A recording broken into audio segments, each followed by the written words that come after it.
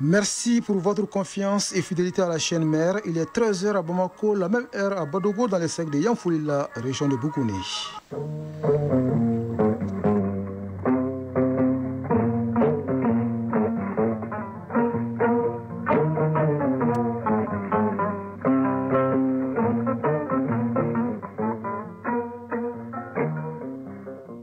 Le journal Bourama Traoré.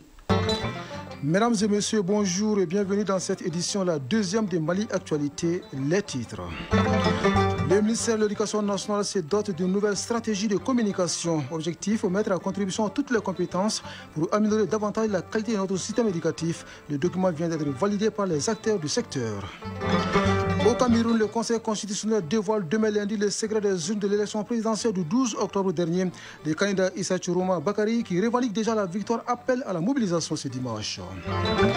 Les Djibouti sortent le verrou de la limite d'âge pour le président de la République. L'Assemblée nationale a voté ce dimanche à l'unanimité en faveur de la suppression de cette disposition dans la Constitution. Le président américain Donald Trump entame une longue tournée en Asie. Première étape, la Malaisie, où il participe ce dimanche au sommet de l'Association des Nations d'Asie du Sud-Est. Un rendez-vous qu'il avait boycotté entre 2017 et 2021. Les acteurs de cinéma font souvent l'objet de critiques virulentes, voire d'agressions physiques. Leur seul tort, c'est d'avoir joué un rôle dans un film ou une pièce de théâtre qui a été mal compris quand le personnage se confond avec l'acteur. C'est l'intitulé du grand format de cette édition. Ils sont à quelques heures du bonheur. Le stade malien de Bamako et le Djilbassi jouent ce dimanche leur qualification pour les matchs du groupe de compétition africaine des clubs. Le coup d'envoi des deux rencontres est prévu à 16h. Et ce chiffre qui donne froid dans le dos, toutes les 3 heures, une femme décède suite aux complications de l'accouchement au Mali selon les statistiques. Et la principale cause de ces décès est liée à l'hémorragie du postpartum. On en parle dans Fait d'édition, dans Focus Santé qui porte la signature de Koumba Sissi. Et c'est tout pour les titres. Mieux communiquer pour mieux coordonner les activités du ministère de l'Éducation nationale. Le département de tutelle se dote d'une stratégie de communication.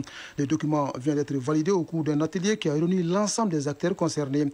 La nouvelle stratégie de communication inclut toutes les langues parlées au Mali et vise à mettre à contribution toutes les compétences pour améliorer davantage la qualité de notre système éducatif. Tchamogo Konaté y était pour Mali Actualité. Bientôt, une nouvelle stratégie de communication bien structurée et performante pour mieux coordonner les actions du ministère de l'Éducation nationale. Cet atelier, qui regroupe une trentaine d'acteurs venant de différentes structures, constitue la dernière étape du processus, car devant valider les documents élaborés pour la circonstance. Yoba Konaté, coordinateur de la cellule de communication du ministère de l'Éducation nationale. Le ministère de l'Éducation nationale joue un rôle essentiel dans la mise en œuvre des politiques éducatives et l'amélioration du système scolaire de notre pays.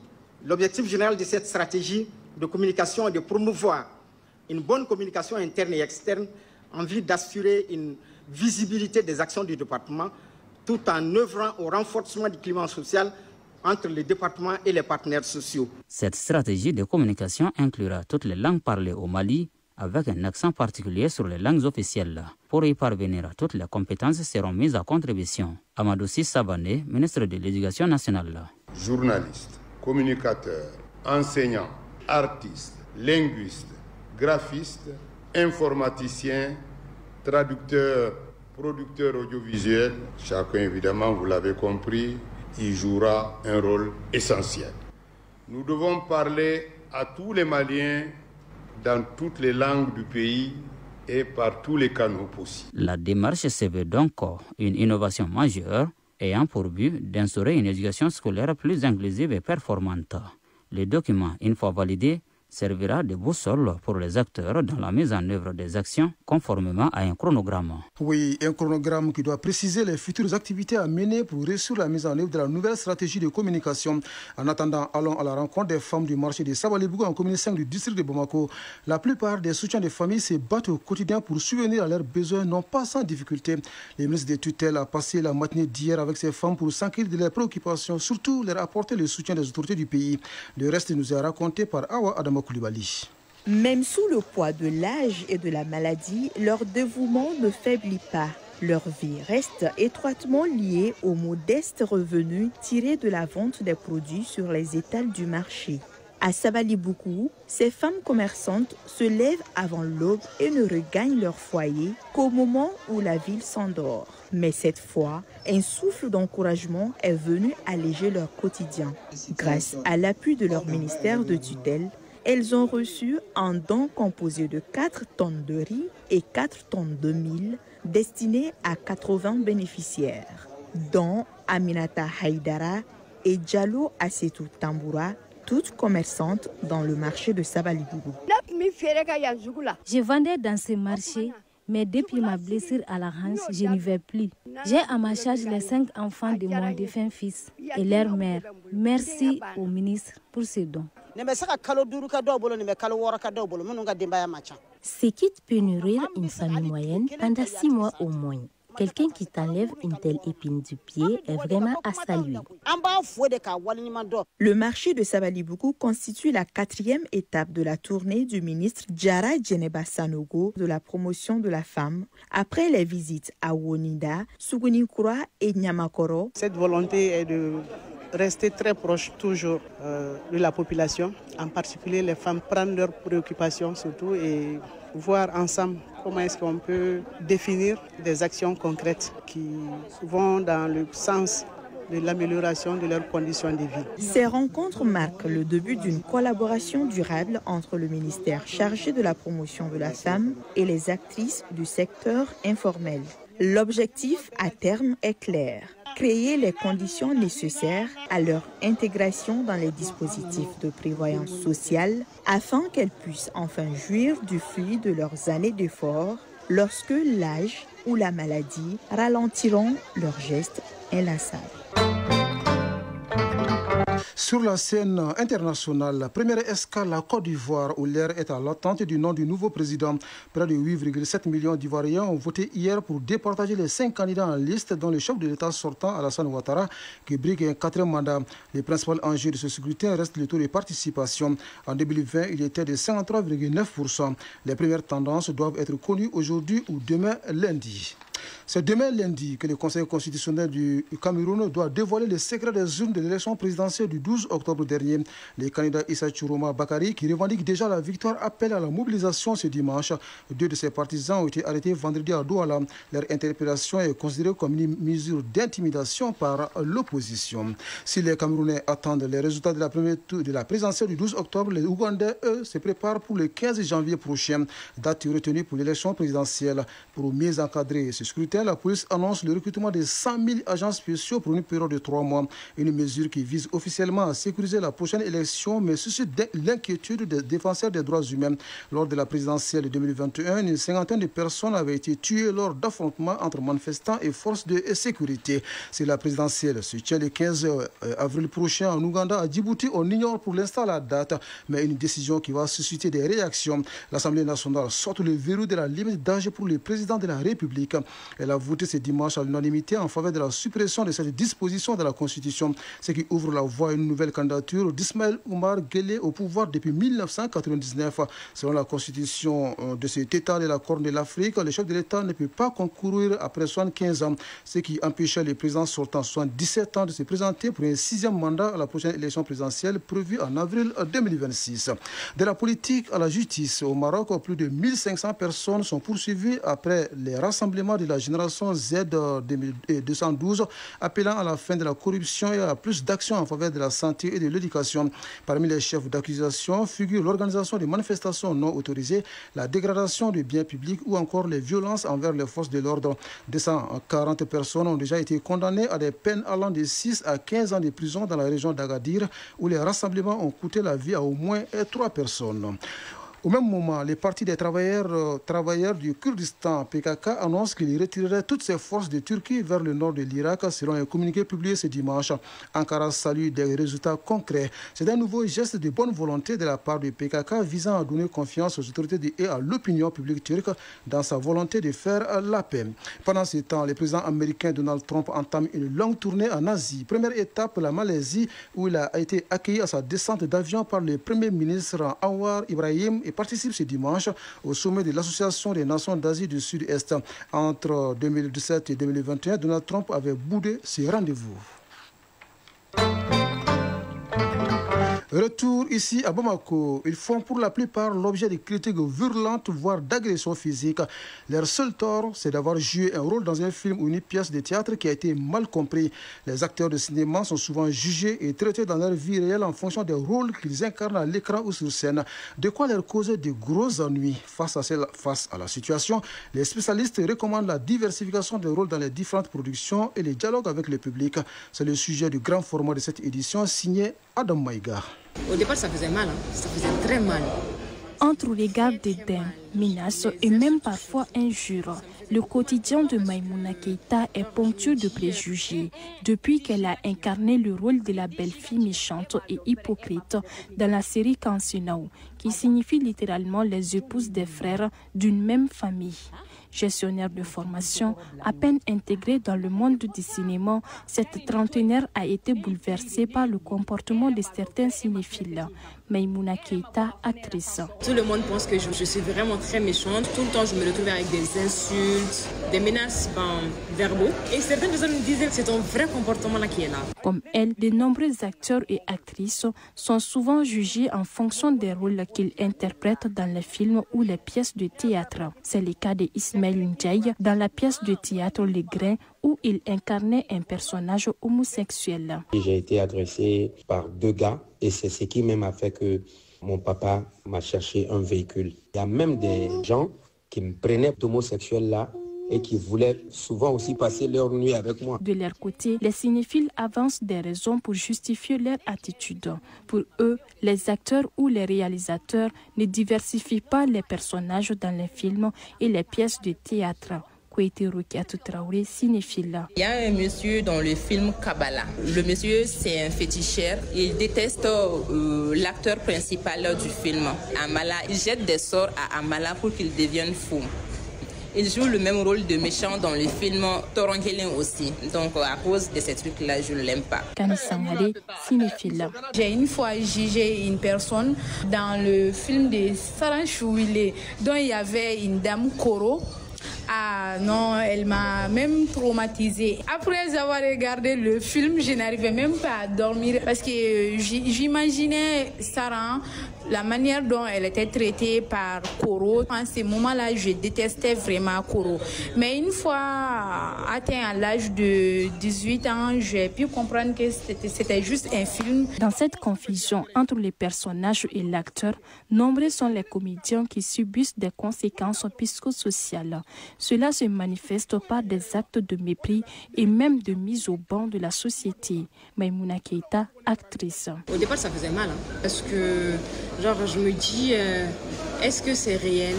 Est-ce que c'est faux? Après, je me suis dit non, c'est Adja, ils sont en train d'insulter. C'est pas ma propre personne en tant que telle. Ismaël Ndiaye, acteur. J'ai eu des difficultés par rapport à la famille, par rapport à certains proches. Il était vraiment compliqué pour moi de demander la main d'une fille à cause de ces rôles-là, surtout le grain. Pour remonter la pente, des spécialistes recommandent aux acteurs de diversifier leurs rôles, d'accepter les critiques constructives et de dialoguer avec le public. Ceci afin d'aider les spectateurs à distinguer l'artiste de son personnage qu'il incarne. Alpha Aïdara, réalisateur. Accepter la confusion comme une preuve de talent. Si le public y croit, c'est que le jeu est réussi. Plus d'accepter des personnages variés pour montrer une palette large et éviter d'être catalogué. Aussi communiquer avec le public à travers peut-être des interviews, rencontres, prises de parole pour rappeler la différence entre l'artiste et son personnage. Rester concentré sur la carrière. Un jugement passager ne doit pas freiner l'évolution d'un artiste. Mais attention, ce métier ressemble à un couteau à double tranchant. Les rôles d'artistes, qu'ils soient positifs ou négatifs, transforment souvent la vie réelle des comédiens. Si certains deviennent les acteurs préférés du public, par contre, d'autres ont été façonnés par le métier. Traoré, cinéphile. L'acteur préféré, c'est Mamadou Kassomié, dit Karfa, dans le film Python. Il a joué dans beaucoup de films, notamment La toile d'araignée. Maïmouna Keïta, actrice. Je suis timide de base, mais avec ça, ça m'a appris à découvrir une personnalité que je n'avais pas. à m'ouvrir plus aux gens, à prendre la parole, à m'affirmer encore plus. Ça m'a permis d'être plus indépendante, à gagner une petite confiance en moi en plus. Le cinéma est certes l'art de faire revivre les histoires à l'écran. Les cinéphiles doivent comprendre cela, car derrière chaque personnage, il y a le reflet d'un individu ou de la communauté.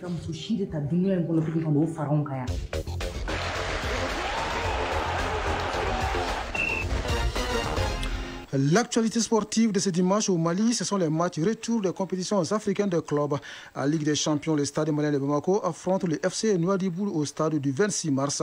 Et en Coupe de la Confédération, le Djoliba AC accueille l'USFA du Burkina Faso au stade Mamadou Konaté. À quelques heures du coup d'envoi de ces deux rencontres prévues à 16h, Stagato Cissé nous dévoile les ambitions des représentants maliens.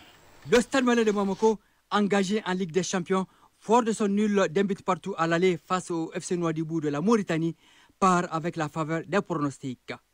Le but marqué à l'extérieur est une source de motivation pour les Blancs. Le stade malien de Bamako est à un pas de la phase de groupe de la Ligue des Champions, ce qui sera une première dans l'histoire de ce club. Hamma Mandia, milieu de terrain du stade malien de Bamako. C'est un match qui va faire rentrer les joueurs et le club dans l'histoire. Ça sera une première, donc nous sommes vraiment motivés pour entamer ce match. Nous sommes là en train de se préparer pour entamer ce match retour. Moril Messak Njoya, entraîneur du stade malien de Bamako. Nous jouons pour l'honneur du Mali. Quand tout le monde est derrière vous et que vous pensez au drapeau national, aucune erreur n'est permise, surtout que nous jouons à domicile. Le Djoliba AC, lui, est en Coupe de la Confédération. En signant une victoire de haute lutte à Ouagadougou devant l'USFA 1-0, les Rouges sont aussi proches de la phase de groupe de la Coupe de la Confédération, ce qui n'était plus arrivé depuis la saison 2019-2020. Boudo Mori, entraîneur du Djoliba AC. Nous sommes dans le même état d'esprit que celui du Burkina. Au Burkina, on avait la ferme conviction de gagner. Et puis, Dieu merci, c'est passé. Quand on a fini ce match, nous avons dit aux jeunes qu'on repasse sur 50-50. C'est-à-dire que chaque équipe a encore sa possibilité de se qualifier. Nous allons essayer de parachever le travail entamé au Burkina ici. C'est de mettre de l'intensité, de mettre de l'impact. Pour savoir se jouer, c'est une équipe qui joue engagée, qui met de l'impact. Donc il va falloir qu'on soit à ce niveau-là capable de répondre et puis ensuite mettre de la technicité avec un peu plus d'intelligence. Voilà, nous avons les hommes pour. Et nous essayons de mieux les préparer mentalement, physiquement, tactiquement, parce que c'est un match qui va se jouer aussi tactiquement, et pour espérer obtenir gain de cause. Alou Doumbia, capitaine du Djoliba AC. Le mot d'ordre, c'est d'assurer la qualification chez nous. À l'extérieur, on a pris une belle avance, mais on va essayer de consolider cette avance ici chez nous, à domicile. Le stade malien de Bamako et le Djoliba AC se produiront ce dimanche dans l'espoir de se qualifier directement en phase de groupe de leurs compétitions respectives. Toute chose qui fera grimper l'indice du coefficient des clubs maliens sur la scène africaine en vue des prochaines échéances.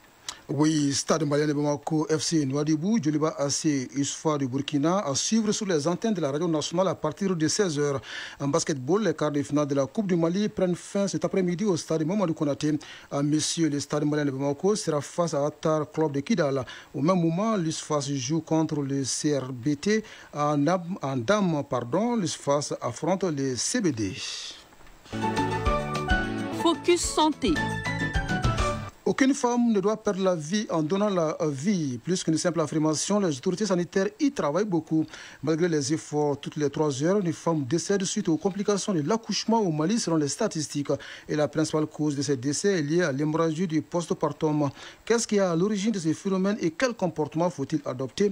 Les éléments de réponse dans Focus Santé signé Koumba Sissi. L'hémorragie du postpartum est un phénomène qui survient après l'accouchement. Cette perte du sang excessive fait partie des premières causes de décès maternels au Mali, car pour 100 000 naissances, plus de 300 femmes décèdent. Félix Sanogo, gynécologue obstétricien. Chaque fois qu'une femme accouche, dans les suites de l'accouchement, si elle perd 500 millilitres de sang immédiatement après un accouchement par voie basse, on parle d'hémorragie du postpartum. Si la femme perd plus de 1000 millilitres de sang après un accouchement par césarienne, on parle aussi d'hémorragie du postpartum. Mais actuellement, les définitions ont évolué.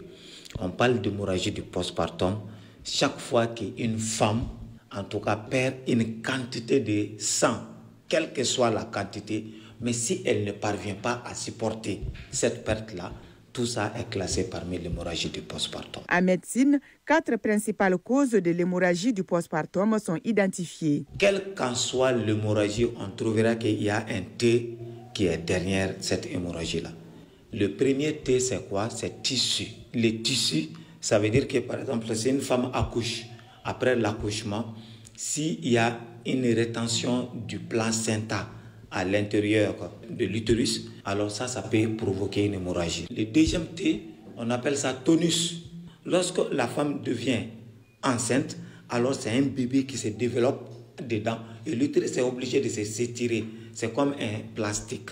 Donc après cet accouchement, normalement ce plastique qui s'est étiré doit retrouver sa forme habituelle. Mais lorsque l'utérus ne parvient pas tout de suite à se rétracter sur lui-même, alors ça fait que la zone d'insertion placentaire va saigner. Le troisième T, on appelle ça trauma. Souvent lorsque une femme accouche, il n'est pas rare de voir que souvent il y a une déchirure au niveau du col. Souvent il peut même avoir une déchirure au niveau du vagin. Et souvent ces zones de déchirure là peuvent saigner et jusqu'à ce que la femme peut avoir des problèmes. Et le quatrième T, on appelle ça thrombus. Le thrombus, c'est lorsque un caillot de sang non coagulé part dans les vaisseaux sanguins et souvent ça peut se retrouver jusqu'au niveau du cœur, jusqu'au niveau du poumon. Et souvent, ça donne aussi des troubles de la coagulation. Dès le constat de l'hémorragie, quelle que soit la cause, chaque seconde compte pour la survie de la maman. Félix Sanogo. Devant un cas d'hémorragie du postpartum, il faut crier à l'aide, la première des choses. Parce que c'est un problème très sérieux qui peut amener la dame en quelques minutes. Souvent, en 15 minutes, c'est déjà terminé. Quand on entend l'hémorragie du postpartum, tout le monde doit être dans la salle d'accouchement pour pouvoir assister cette dame-là. Une fois que les professionnels de la santé sont alertés, pas de temps à perdre. Ils cherchent à trouver des solutions pour sauver la vie de la nouvelle accouchée. On place 2 bonnes voies veneuses sûres et efficaces. Et éventuellement, s'il y a du sang, à faire ça. Ensuite, on va faire le massage utérin. En massant l'utérus, alors on cherche à provoquer la contractilité du muscle utérin. Souvent, on utilise aussi des produits que nous mettons en perfusion continue pour que l'utérus puisse avoir sa contractilité. Ce drame après l'accouchement survient généralement brusquement, mais certains cas sont évitables selon le docteur Félix. Lorsque la femme a un volume très élevé de l'abdomen lors de la grossesse, que ce soit les gros fœtus, que ce soit les diabètes, que ce soit les fibromes, chaque fois que l'utérus est gros, l'accouchement peut se terminer par une hémorragie de postpartum due au tonus. Donc si vous êtes avisé, par exemple après un accouchement, on peut bien sûr immédiatement mettre une perfusion continue de syntocinon. Et chaque fois que nous sommes devant des facteurs de risque, il faut prendre des mesures en amont pour que ça ne saigne pas. Si elle n'est pas prise en charge à temps, l'hémorragie du postpartum peut provoquer le décès maternel car la femme accouchée se vide de son sang et succombe par la suite en un temps record. Merci Koumba Sissé. Et cette page santé met un terme à cette édition, la deuxième de Mali Actualité, qui vous a été servie par Abse Traoré à la mise en onde, Badi Touré à la mise en ligne et au micro Brahma Traoré. Juste après moi, vous pourrez suivre la synthèse de l'actualité de la semaine dans Rétro 7 avec Lansina Keita. Les prochains rendez-vous avec l'information, c'est à 19h30. Grand merci à vous de nous avoir suivis. Excellente fin de journée à vous, où que vous soyez.